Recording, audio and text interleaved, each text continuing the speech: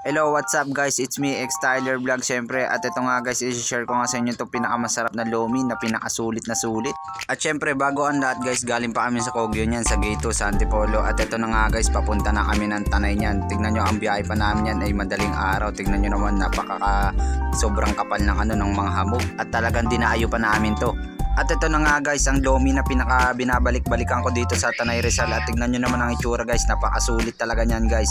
At regular lomi lang naman ang tawag nila guys, at hindi pa yan overload. Alam nyo ba kung magkano nyo mabibili yan? Sa halagang 25 pesos lang guys, mabibili nyo na siya. Tignan nyo naman, napakasulit at ang daming laman. At yung mga sahog niya nga guys ay meron na siyang chicharon, at meron na rin siyang lechon, at meron na rin siyang atay.